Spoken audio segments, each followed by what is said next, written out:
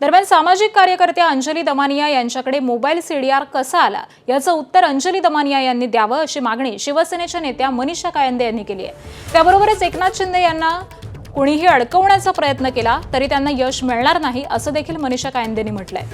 तर दमानिया यांना सीडीआर एका हॉटेलच्या कागदावरचा आहे अशी टीका मंत्री उदय सामंत यांनी केली आहे।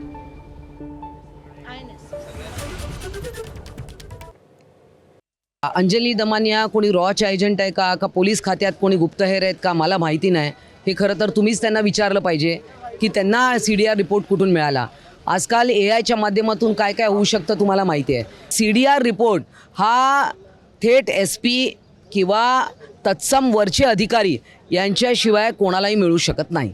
एकनाथ शिंदेंना घेरण्याचे अनेक प्रयत्न कोणी कोणी केलेले आहेत, ते कधी सफल झालेले नाही आहेत। अनेकांना त्यांचं जी डेव्हलपमेंट झाली आहे किंवा जी प्रगती त्यांनी महाराष्ट्राची केली आहे ती त्यांना खपलेली नाही आहे आणि म्हणून त्यांना कदाचित कोणी आकसापोटी काही करत असेल। त्यांच्याकडे सीडीआर जर पोचला असता तर सीडीआरची पूर्ण कॉपी आली असती।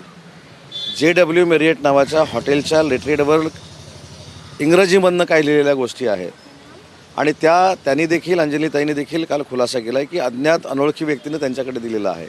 तर याच्यामध्ये बाकी चर्चा करण्यापेक्षा मी काल देखील सांगितलं की अशा आरोप प्रत्यारोपावरनं माननीय एकनाथ शिंदे साहेबांचं कर्तृत्व हे काही कमी होणार नाही, नेतृत्व कमी होणार नाही, त्याच्यामध्ये वाढच होईल। कारण एखाद्या सर्वसामान्य कुटुंबातल्या व्यक्तीला राजकीय मोठं होत असताना अशा अडचणी निर्माण करण्याचं काम जर होत असेल तर ते देखील चुकीचं आहे। याची सखोल चौकशी झाली पाहिजे ही शिवसेना म्हणून आमची मागणी आहे। एबीपी माझा, उघडा डोळे बघा नीट।